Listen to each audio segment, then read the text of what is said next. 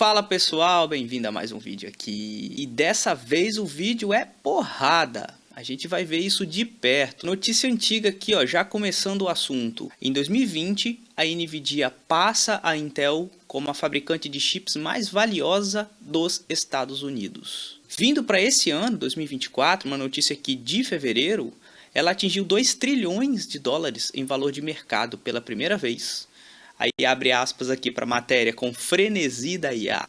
Galera, por que a Nvidia está tomando uma proporção nunca antes vista, sendo que ela é uma fabricante de basicamente GPUs? Por que a GPU está se tornando tão importante assim?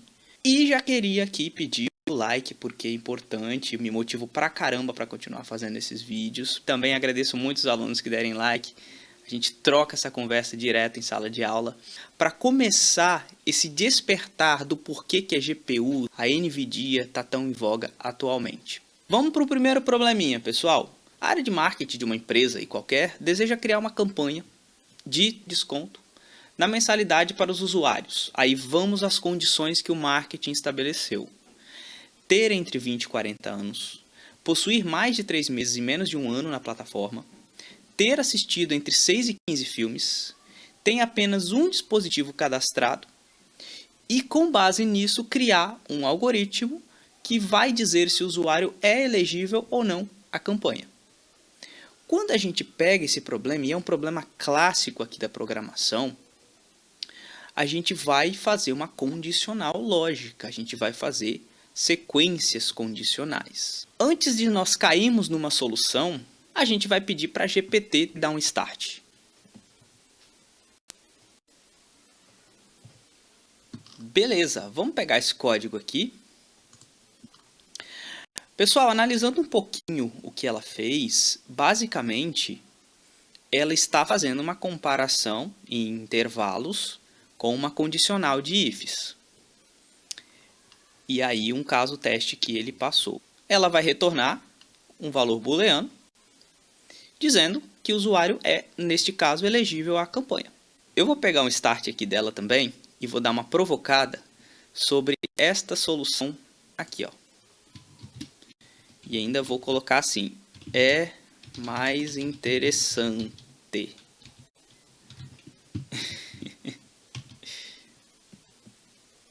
Bom, nesse caso, ela percebeu que a gente está utilizando o NumPy.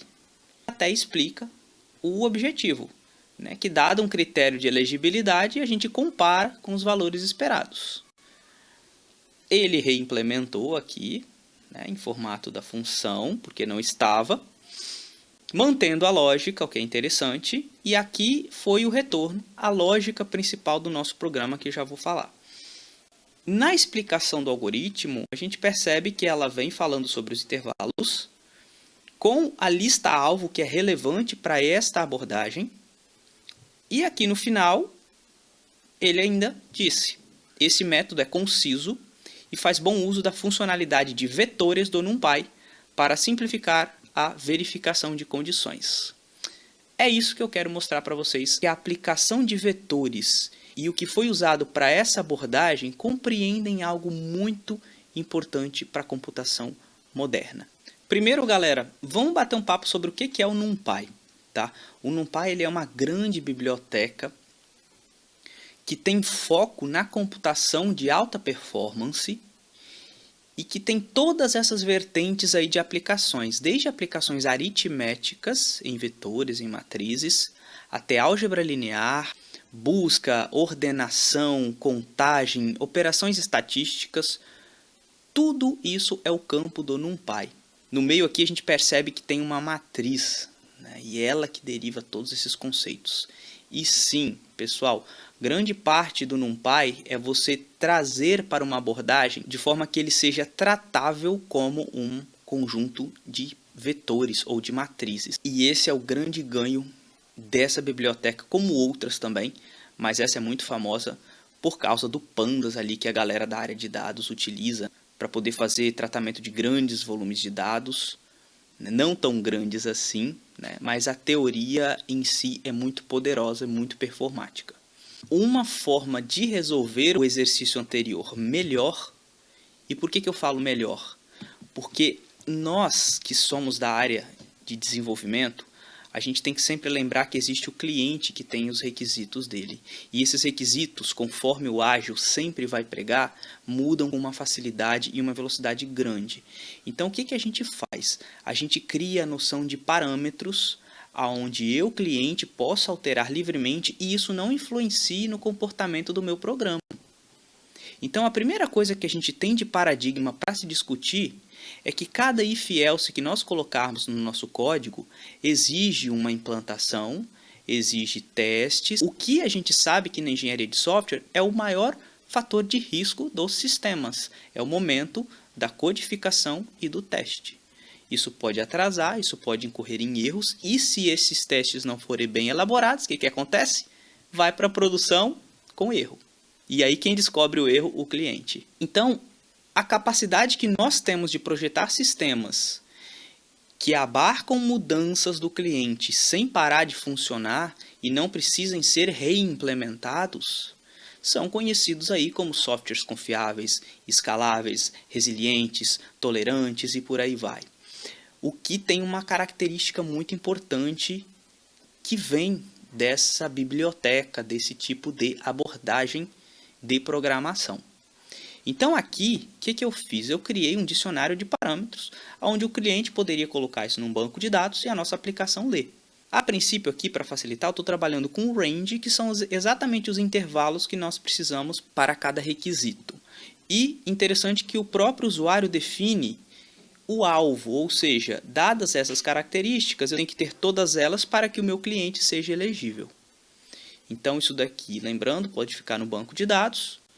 E agora a gente vai colocar isso na nossa aplicação. Eu vou trabalhar com o NumPy. E aqui eu estou criando uma função, pessoal, que o usuário vai passar os parâmetros dele e serão analisados conforme os parâmetros da área de marketing para saber se ele é elegível ou não. Vamos pensar então em uma lista.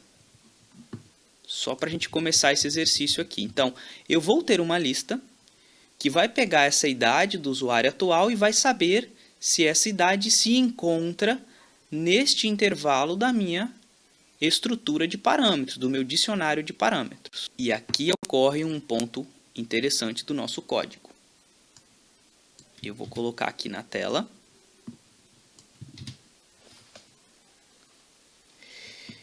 Estou pegando essa lista e transformando em um array NumPy. A diferença de lista para array é grande em termos de performance, em arquitetura, tá? Deixo aí para todo mundo revisar as diferenças e saber que arrays são altamente performáticos, dada a sua forma de funcionamento interno no dispositivo RAM, no dispositivo de armazenamento. Tá? Então, criei aqui um vetor, um array, a partir de uma lista. E agora eu vou trazer aqui o vetor alvo, que também vai ser um array. E esses valores aqui estão em inteiros. Eu quero em formato booleano, eu quero true, eu quero false. Dessa forma, eu vou comparar se este vetor for igual a este, porque afinal de contas, se o usuário atendeu todos esses intervalos, o vetor resultante dele vai ser todo true. E o que a área de marketing quer é que realmente essas condições sejam todas true. E aí a gente pode utilizar uma operação do NumPy, na primeira operação vetorizada do código, array equal. Ele simplesmente compara as posições e o tamanho do vetor e retorna true se eles forem iguais ou falso em caso contrário. Simples assim. Mas por baixo dos panos ele faz algo muito importante que eu vou explicar daqui a pouquinho, que é um pouco diferente dos outros paradigmas da computação. Se eu colocar aqui para executar essa célula, eu já consigo testar aqui com um determinado usuário. Então ele tem 20 anos, 4 meses na plataforma, 7 filmes assistidos e um dispositivo cadastrado. Olhando as regras de negócio, a gente sabe que ele está elegível para esta campanha. Agora é obter essa informação por meio da execução do código. Então vou rodar aqui os parâmetros, vou rodar a função e vou chamá-la. True. essa operação retornou a mesma que a GPT gerou. Certo? Porém, em termos de escalabilidade, qualidade de código, esse está melhor e a gente vai analisar isso agora. E a gente ainda nem chegou na parte de performance, que é o grande objetivo desse vídeo, fazer essas comparações. Por que que, apesar dos dois terem retornados o mesmo valor, eles são diferentes em paradigmas? O Cinde é uma arquitetura onde a gente consegue ter uma instrução para múltiplos dados. Enquanto que uma arquitetura simples, a gente processa uma instrução em cada dado de entrada e retorna um elemento, sequencialmente, a operação Cinde ela permite com que você tenha vários dados e esta operação seja aplicada simultaneamente neles. Claramente a gente percebe, comparando os dois, que este daqui está 4 vezes mais rápido do que esse. 4 vezes mais eficiente do que esse. E é esse o grande ganho das operações vetorizadas. Essa é a teoria que nos traz aqui, pessoal, para essa discussão e por que que a NVIDIA está chegando aí em patamares nunca antes vistos nos moldes aqui da tecnologia. Um exemplo, pessoal, muito relevante, muito interessante, é o do caso de um produto de pontos, onde nós temos que fazer aqui a multiplicação de um parâmetro por um valor x, iterativamente, né, e aí o somatório, até a quantidade de observações, a quantidade de elementos que nós tivermos nessa lista. Então, se você tem uma lista de compras, se você tem uma regressão linear, você acaba aplicando muito produto de pontos.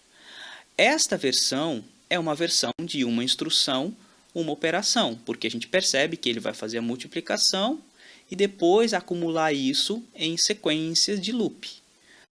Aqui nós temos a mesma versão vetorizada, onde eu vou pegar os vetores deste θ, transpor e multiplicar pelo vetor de x.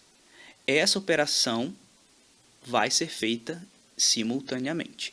Então é aqui que a gente vai começar a implementar. Eu vou pegar esse primeiro exemplo, só para a gente poder ter um comparativo. Vou criar uma lista aqui A e B e vou implementar a versão tradicional não vetorizada, utilizando uma compreensão de lista. Só para ganhar um tempo, eu utilizei o próprio NumPy, que é uma operação aqui vetorizada.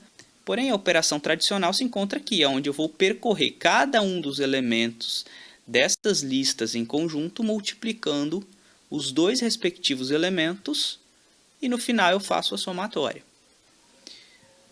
Bom, vamos rodar aqui para ver o resultado. 32. Se eu pegar a implementação, dessa vez convertido para a versão vetorizada do NumPy, e utilizar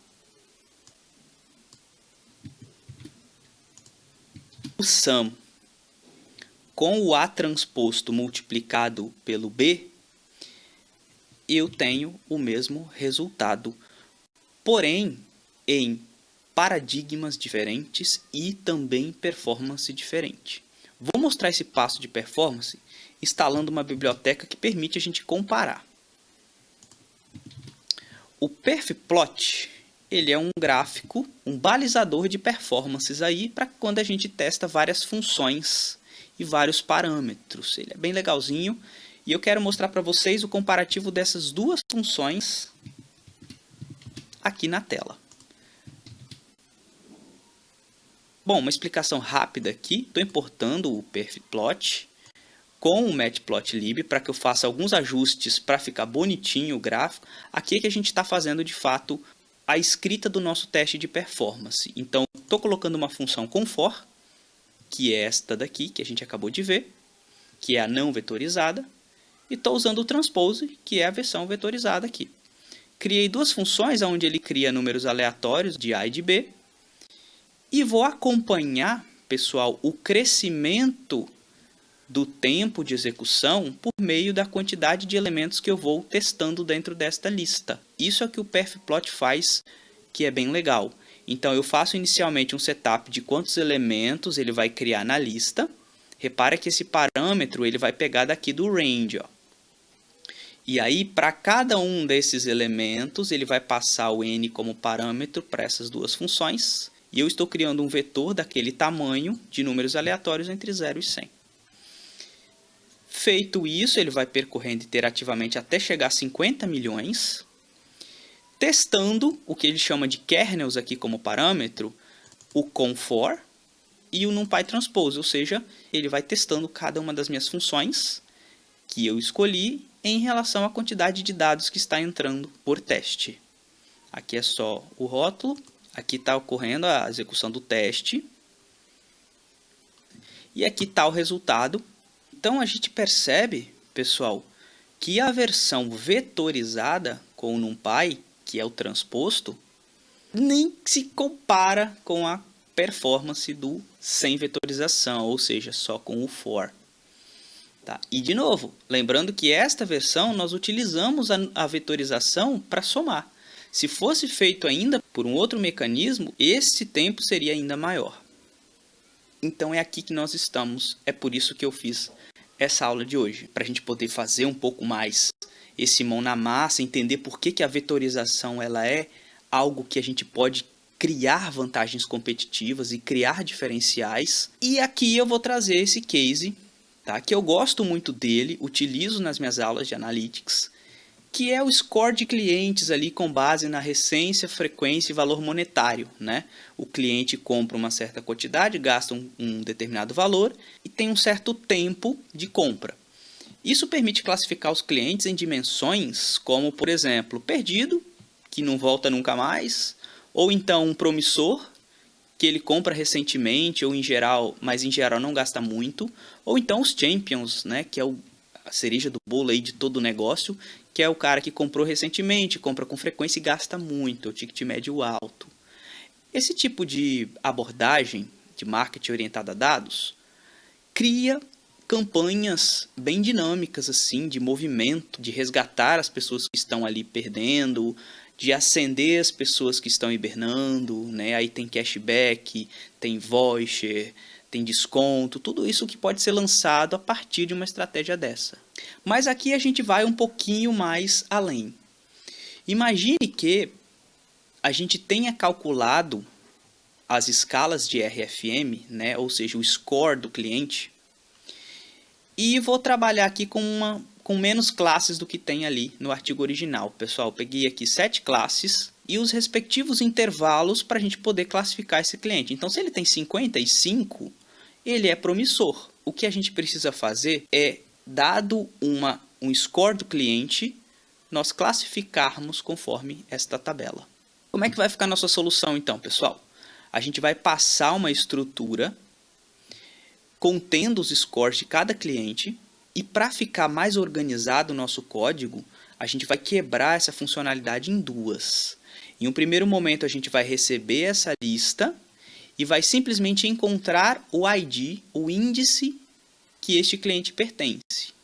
Tá? Então a gente trabalha de numérico para numérico. No segundo momento, essa lista de IDs vai ser passada para um conversor que ele vai trazer as strings, que vai trazer as classes de fato. E a gente consegue organizar melhor o nosso código. Como a gente vai estar fazendo testes de performance, comparações, eu vou trazer aqui algumas funções auxiliares, tá bom? Não se assustem, isso aqui é só um código genérico para que a gente tenha um decorator que já mostre para a gente o tempo, sem a gente precisar de ficar dando print toda hora. Isso é bem legal, galera. O conceito de decorator no Python é muito interessante. E aí, o que eu estou fazendo aqui? Estou criando um decorator, tá? Nesse ponto, cada função que vai ser chamada vai ser passada para esse decorator. E aqui eu estou mudando a fonte da saída do Colab para que fique mais legível. E calculando o tempo antes dessa função ser chamada e depois dessa função ser chamada. Ou seja, eu consigo saber a diferença do fim menos o início desta função, de execução dessa função. Só isso para que eu tenha uma facilidade de saber quanto tempo aquela função gastou para executar. A gente já vai começar aqui, pessoal, pesado, brincando pesado, né? Porque a gente vai pegar o NumPy e a gente vai gerar um array de 1 milhão de clientes com scores entre 10 e 100, que foi a escala que a gente definiu na tabela. O primeiro método que a gente vai testar vai ser o sem vetorização. Como vai funcionar? Pessoal, pela lógica, a gente vai percorrer esse array. Para cada elemento, a gente vai encaixá-lo no respectivo índice que pertence àquela classe. E vou começar por essa solução aqui, estruturada.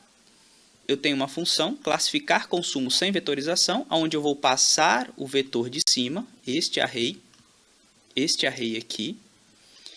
E para cada elemento dele, eu consigo colocar os índices que pertencem a esse cliente a depender dos intervalos. Tá? E aqui o sinão é se for acima de 80. Para o segundo momento, pessoal, eu passo agora para cá.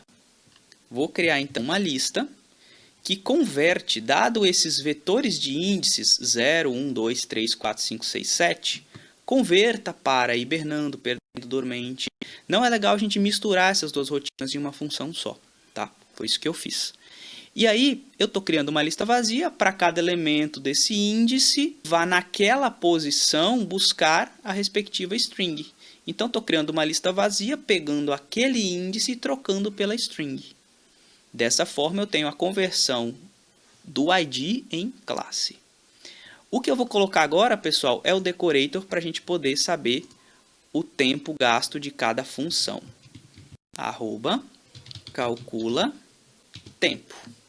E vou fazer o primeiro teste. O meu primeiro teste vai envolver aqui chamar a primeira função em cima daquele array de 1 milhão de usuários. E depois eu vou fazer a conversão em strings, em classes. Bora executar aqui para a gente ver. Vou rodar aqui em cima. Opa! 1 milhão de usuários, super rápida essa classificação. A primeira função, pessoal, ela gastou 0,6 segundos. E a segunda 0,08. Olha que interessante. Agora, será que esse tempo é bom? Será que esse tempo é o ideal? Esse é o paradigma ideal para esse tipo de problema? É isso que a gente vai analisar agora. Voltando aqui, pessoal, só para relembrar a teoria que move a vetorização, a gente tem, por exemplo, a necessidade de somar 5 em cada elemento de um vetor. Quando a gente utiliza uma abordagem tradicional, a gente faz de 1 em 1, a nível de CPU, e armazena em uma outra estrutura. Quando nós utilizamos GPU, reparem que a forma muda. Você manda os dados simultaneamente, todos eles são somados com 5 e o resultado sai também simultaneamente do outro lado. Esse paradigma é o que a NVIDIA vem ganhando campo e está por trás do grande valor de mercado e da importância dela hoje. Bom, vamos então agora formular uma estratégia de resolver esse problema do cliente com vetorização, porém sem GPU por enquanto. Como é que a gente vai fazer, pessoal? Primeira coisa é entender que vetorização envolve a criação de um vetor. E aí a gente vai ter que pegar essa estrutura, colocar numa função vetorizada para classificar o valor do cliente com o ID. Feito isso, a gente passa essa lista para uma outra operação vetorizada, que ela vai fazer o bate entre o índice que ele encontrou com a entidade em si, com a classe. Aqui, pessoal, eu vou dar uma dica para começar. É sempre um desafio, tá, pessoal? Vetorização envolve um prévio conhecimento de funções, de abordagens, fica até como roadmap para quem se interessou aí pelo assunto. Mas a primeira coisa é, poxa, a gente tem que substituir condicionais e iterações porque eles não escalam na necessidade de ser aplicado uma única instrução a múltiplos dados. Porque, afinal de contas, o for percorre elementos. O if-else checa uma condição por vez. Então, nesse ponto, a gente precisa de transformar essa visão. Se eu tenho as classes e elas possuem um intervalo crescente de 20 até 80, eu posso transformar esses intervalos em uma lista. E aí eu já começo a quebrar um pouco essa pedrinha. Nesse ponto, coloquei aqui o valor de 100 como limite superior. E isso me permite, pessoal, entender a lista da seguinte forma. Eu tenho o 20 na posição 0 desse vetor, o 30 no 1 e assim sucessivamente. Se o 10 quiser entrar aqui, onde ele vai? Imagine que a gente tem que manter essa lista ordenada. O 10 vai para a posição 0, e aí todo o vetor vai ser deslocado, certo? Se eu pensar desta forma, eu vou lembrar que existem vários métodos de uma complexidade muito interessante, que é a logarítmica, que resolvem isso para mim, que são as árvores de busca binária. E elas têm o objetivo de colocar os elementos de uma forma bem performática. E aí eu venho para uma operação do NumPy, chamado Search Sorted. Como funciona? Basicamente, eu vou passar duas estruturas e ele retorna para mim aonde este segundo valor deveria estar na sequência sem que essa ordem fosse alterada. Se eu pegar o 10 e inserir na posição 0, o vetor vai ser deslocado. E se vier o 9, eu também vou deslocar o 10 em diante. Se isso acontecer, eu perco os intervalos originais do meu problema. O Search Sorted mantém o array original e só me diz hipoteticamente aonde este valor tem que entrar sem que essa posição seja alterada. E aqui ele tem um parâmetro que o padrão é left, que a gente precisa de explorar como nós estamos trabalhando com intervalo. Por quê? O left ele vai ser intervalo aberto à esquerda e fechado à direita. Já o da direita, ele vai ser fechado à esquerda e aberto à direita. Se a gente reparar esta primeira condição, aberto e fechado, a gente vai saber que o nosso problema é aberto e fechado. Então, a gente precisa de manter o Search Sorted com o parâmetro left para que ele me diga qual é a posição que ele vai encaixar aquele novo valor sem que a ordem do vetor original seja alterada. Vou fazer um teste com 10 aqui, então. A lista de intervalos lá em cima e o valor 10. Na posição 0, pessoal. Agora, uma forma de entender essa rotina melhor é o seguinte. Sabe os índices de cada elemento dessa lista? Pega ele e desloca para a esquerda um pouquinho. Aí você vai ver que o 0 vai ficar atrás do 20. O 1 vai ficar atrás do 30. O 2 vai ficar atrás do 40 e assim sucessivamente. Isso permite facilitar a visão de que se eu tenho o valor 10 e quero saber qual é a ordem que ele deveria seguir, eu compare se ele é menor do que o elemento que está à direita dele.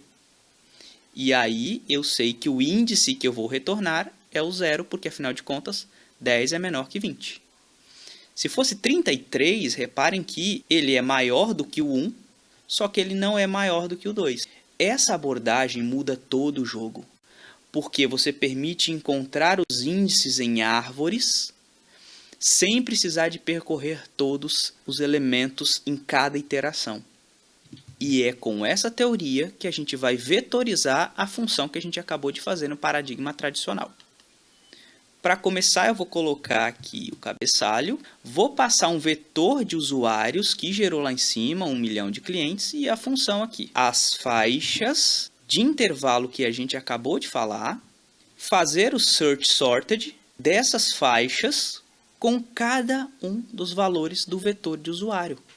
Então, olha que interessante, você vai pegar dois vetores, sendo que um é gigantesco, e vai criar um novo vetor ali com os índices aonde deveria estar cada um dos valores.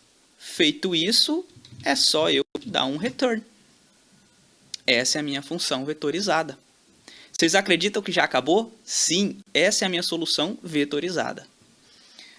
Mas vocês vão lembrar que o meu problema tem duas nuances. Eu primeiro tenho que achar o índice, depois converter o índice para string. Também preciso vetorizar essa segunda parte, porque afinal de contas ela não pode ficar tão lenta a ponto de nem valer a pena fazer a vetorização.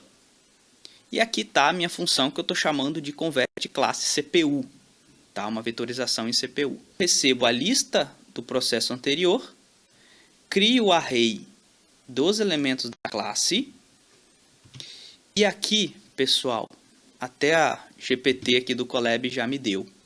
Eu vou trazer do vetor de classes os valores respectivos a cada um dos índices que estão neste vetor chamado lista índices CPU.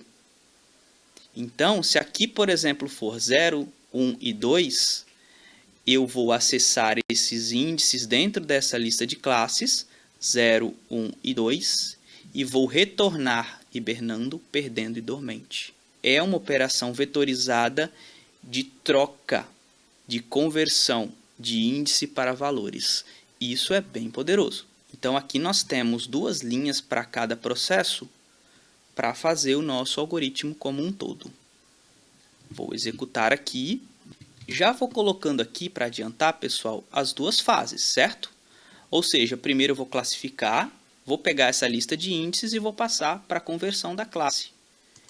E vou ver quanto tempo gastou aqui.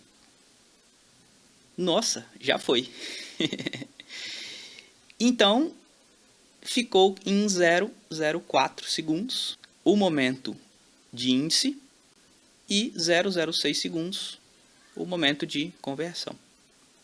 Será que tá bom? Será que não tá? Quando a gente analisa o que é uma GPU, a gente percebe que o objetivo dela é exatamente fazer essas operações vetorizadas em uma arquitetura muito mais eficiente, porque afinal de contas ela tem um armazenamento voltado para essas estruturas de vetores.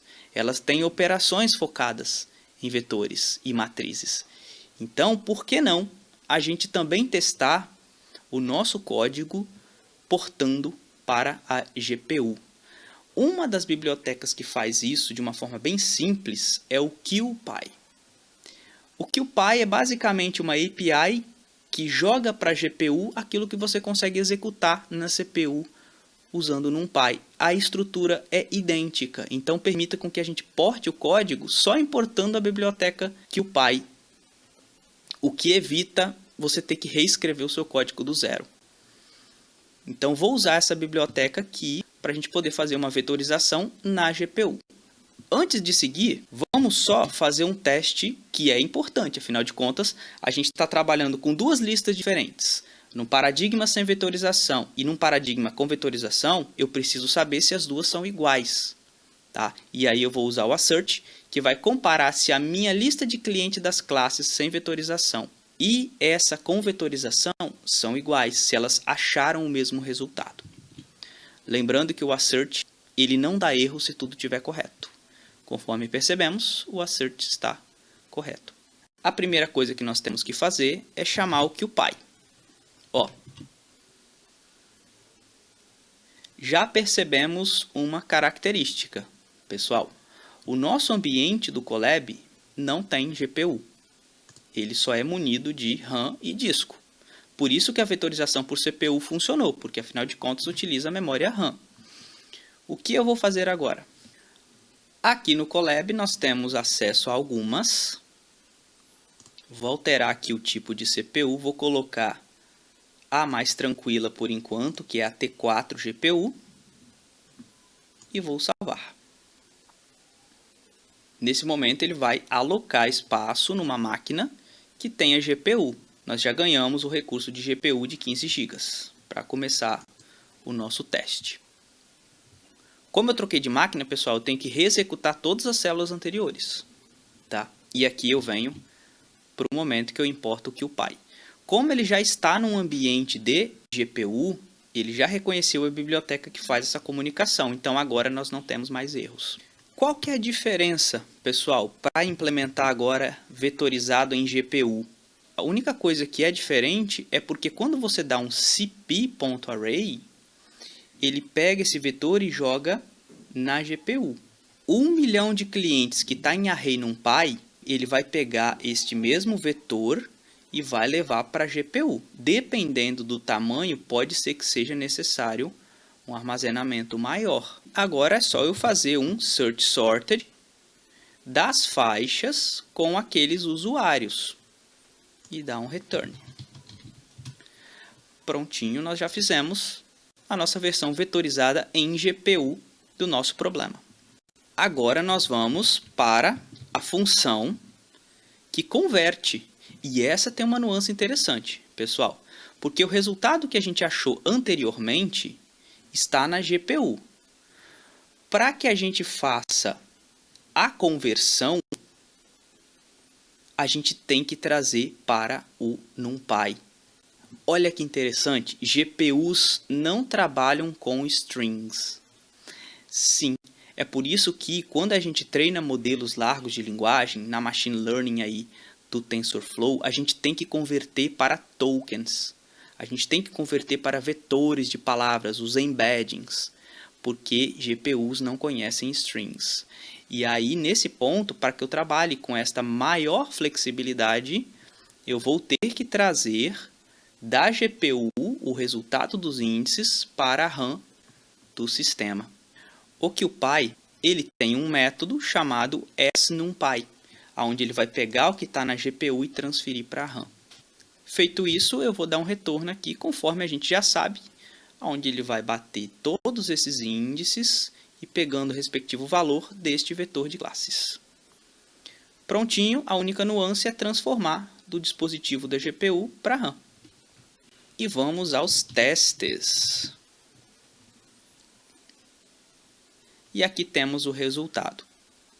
E aí, galera, agora é o momento, hein? Será que vale a pena aprender vetorização, aprender o paradigma novo por causa da performance? Eu vou fazer, pessoal, um comparativo bem feinho por enquanto, utilizando só o retorno da função time que a gente já colocou nas funções. Já que a gente está aqui com capacidade, vamos brincar alto. Vamos começar com 50 milhões de registros e aqui a gente vai mostrar os momentos de encontrar os índices de cada uma das funções e o momento de converter. A gente vai separar para poder ter mais visibilidade do que toma mais tempo. Vamos rodar aqui então. Está parado aqui no consumo sem vetorização.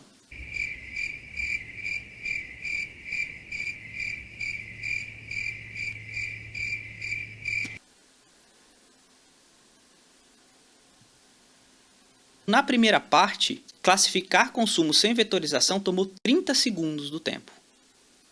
Já vetorizado em CPU, 1 segundo. E em GPU, 0,3 segundos. Aqui repara que já teve um comportamento interessante, né? A memória disparou. O momento de vetorização significa que houve a transferência dos vetores para ganho de performance. Então sim, a memória RAM aumentou por causa deste momento. E a GPU quase bateu 1 GB aqui por causa deste momento, onde ela teve que calcular os índices. No momento de conversão, sem vetorização 3 segundos, o vetorizado CPU 1,5, ou seja, a metade, e o de GPU para CPU, né, o nosso híbrido, foi 1,7. Aqui tem uma coisa interessante, porque por mais que pareça custoso nós trafegarmos dados da GPU para a CPU, o ganho que nós temos na execução é brutal. Um acréscimo de 0,2 segundos para fazer a conversão de CPU para GPU. Para você ganhar 60% de performance, ficar em 1/3 do tempo, é um custo-benefício ótimo. Agora a gente vai fazer um teste de carga que eu sei que vocês estão querendo ver o circo pegar fogo sim. Para evitar que a gente volte lá em cima, caso alguma coisa quebre, eu vou copiar as funções que a gente usou lá em cima tudo de novo aqui, tá, pessoal? Então, nada de novo aqui, só mesmo as funções auxiliares e de código para a gente poder não voltar lá em cima mais. Copiar a versão vetorizada da CPU, a versão vetorizada da GPU e vou executar todo mundo aqui, ó. Vou executar aqui e aqui. Para onde nós vamos agora, galera? Eu quero saber o tempo de execução para 1 bilhão de registros. Sim. Primeira coisa que a gente vai fazer aqui é executar a criação dessa lista. Reparem que eu nem trouxe para a conversa, pessoal, a versão sem vetorização. Sem chance, a gente ia ficar 60 anos aqui. Opa, o que aconteceu? Nosso computador ficou sem memória para poder executar 1 bilhão de registros.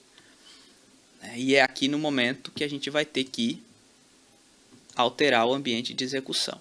Vou colocar RAM alta e vou manter a TPU 4 aqui, ó. Vou voltar aqui em cima, viram porque é importante eu colocar o código aqui embaixo? Agora nós temos 50 GB de memória, acho que dá para a gente fazer o teste. Vou rodar aqui as auxiliares. Ó, vamos acompanhar aqui o gasto de RAM só para armazenar 1 bilhão de registros. 7 GB para armazenar 1 bilhão de registros. Eu vou começar comparando a vetorização CPU. Ó. Primeiro eu vou classificar e depois vou converter. Vamos ver quanto dá essa performance aqui. Acompanhando aqui do lado. Foi para 11 GB. Subiu aqui em cima. Opa. Está na etapa de classificar agora. Ó, já foi para 21 GB aqui, galera. O tempo total foi 30 e poucos segundos aqui, 33, melhor dizendo, com um consumo aqui de quase metade da RAM. Só lembrando, ele utiliza espaços da memória para ganho de performance, para ele aplicar uma função de uma vez só em todos os elementos do vetor. É por isso que a memória cresce tão rápido. Agora a gente vai para a versão GPU e CPU. Até então nossa GPU tá aqui quietinha, né, de boaça. Poxa, me deixa aqui em paz. Vamos acompanhar aqui, pessoal. Opa, o que aconteceu? Não acredito. Sem memória, erro de memória.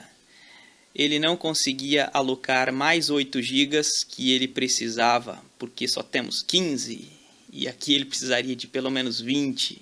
A RAM do sistema conseguiu, porque tem 51. A GPU tem que estar no mesmo patamar. Eu vou alterar a mais potente aqui do Google Colab, que é a classe A100. Agora sim, hein, galera? Vamos para 83 GB de memória RAM com 40 GB de GPU para a gente fazer o teste de 1 bilhão de registros. Fogo no parquinho. Ó, já subiu para 7 GB aqui e já terminou. Reparem que a RAM também cresceu no momento que a gente converteu de GPU para CPU. 6,4 segundos no momento de encontrar os índices. 0,19 segundos no momento de converter. Comparando as duas versões vetorizadas, a diferença é brutal. Para a gente poder ver mais comparativamente todos os métodos, vou instalar de novo aqui o perfplot, porque afinal de contas a gente já reiniciou o ambiente algumas vezes. Eu vou colocar todos os códigos sem vetorização, vetorização CPU e GPU, para ficar mais fácil aqui o teste. Então vou executar. Eu tirei os decorators para não ficar atrapalhando nos testes sucessivos que a gente vai fazer. Aqui, galera, eu vou colocar as funções de teste que a rotina precisa para poder executar. Vou copiar aqui uma rotina de visualização. Então estou brincando com o Seaborn aqui, colocando aqui algumas configurações, tirando os alertas para não ficar sujando a tela, né, com alguns alertas de warning. Este N aqui é interessante, hein? É a quantidade de clientes, de elementos da minha lista que eu quero fazer essa comparação. Vou colocar aqui 10 milhões, depois a gente muda. Aqui, pessoal, essa rotina vai fazer o seguinte. Ela vai pegar cada uma das funções que eu tenho lá em cima, que eu escrevi, e vai criar um vetor aleatório entre 10 e 100 do meu tamanho que eu defini. Para cada uma dessas funções, ele vai contar o tempo de início, vai chamar essa função com o vetor e vai cravar o tempo de fim. No final, eu estou adicionando neste dicionário o nome da função que executou e a diferença do tempo entre início e fim, o delta, né? Basicamente ele vai fazer isso, vai chamar as 3 funções e vai registrar o tempo que cada uma gastou. Eu vou converter isso para um pandas, pessoal, para justamente ficar mais fácil plotar na tela, porque o Seaborn e o Matplotlib trabalham com pandas bem mais facilmente. Então eu vou pegar aqui uma configuração do barplot, onde o x vai ser o método que eu usei e o y vai ser o tempo que ele gastou. Para colocar os labels, estou definindo aqui o text do meu barplot. Vou rodar aqui em cima e agora a gente vai verificar o tempo tomado por cada uma das funções. Olha que bacana, galera. Sem vetorização, gastou 5,24 segundos. Com vetorização, CPU 0,22 e GPU 0,02. 1/10 da vetorização de CPU. E esse cara aqui, muitos por cento a menos do que esse. Então, vamos aumentar então, galera, a quantidade aqui para a gente ver. Vamos colocar então 100 milhões. Lembrando que tudo isso vai impactar aqui na nossa memória, tanto GPU quanto CPU. Está aqui o resultado. GPU 0,66, CPU 2 segundos, sem vetorização 52 segundos, galera. Brutal a diferença. Além da facilidade de escalar sistemas vetorizados, além deles serem mais performáticos, a gente ainda pode estar se valendo do grande ganho das inovações que estão acontecendo neste lado aqui, principalmente pela NVIDIA atualmente. Não são só os profissionais de dados que se beneficiam de vetorização, mas a TI inteira, porque afinal de contas você consegue calcular coisas mais rápido, utilizar dispositivos mais eficientes e ter um custo-benefício até na experiência do cliente diferenciado. Vou fechar então, pessoal, essa parte de codificação com um teste final que compara a evolução de cada uma das funções quando a quantidade de elementos cresce, né? Então, este perfplot que a gente vai fazer, ele vai gerar valores aleatórios de tamanho a cada iteração e vai testar simultaneamente as 3 funções. Pessoal, teste feito. Aqui a gente está acompanhando a evolução de performance em tempo de execução à medida que a quantidade da lista cresce. E aqui está em notação. Então, aqui é 1.000, 10.000, 100.000, 1 milhão e 10 milhões. Sem vetorização, claramente muito distante dos demais. E o método com vetorização de GPU, ele é muito mais performático que os demais. E esse tipo de gráfico te dá até um insight interessante. Porque quando a quantidade de dados é inferior a, por exemplo, 10 à quarta, acaba não valendo a pena o uso de GPU. Ela se torna um custo-benefício não tão bom, porque você consegue, com a vetorização de CPU, ser mais assertivo. Mas, a partir de 10 à quarta, a gente percebe que ela vem performando muito melhor. Então, esse gráfico aqui já prova que vetorização em GPU é o hype, é o que está ganhando o mercado, e é até conectado com isso que eu ia falar dessa novidade que a NVIDIA trouxe, né? Aqui a notícia é desse mês, inclusive. No Google Colab, a gente tem o Pandas vetorizado em GPU, que é uma forma de vetorizar o que em Pandas você já tinha vetorizado em CPU, só que agora em GPU, tendo todos esses ganhos aqui de performance, que a galera de dados sabe o quão difícil às vezes é você trabalhar com dados maiores, né, em operações muito complexas na CPU. Na GPU você resolve e aqui a performance é de até 50 vezes, o que a gente percebe que é possível dadas as melhorias e as evoluções que as GPUs modernas vêm apresentando. Pessoal, espero que tenham gostado de verdade. Nos próximos vídeos eu trago mais sobre essas nuances. Isso aqui está tudo conectado porque quem quer seguir na carreira ali de engenharia de machine learning, de engenharia de TI, são conceitos que a gente precisa de entender, já estão aí na nossa realidade, e uma visão diferente é o que nos permite criar novas oportunidades. Valeu, galera, até a próxima!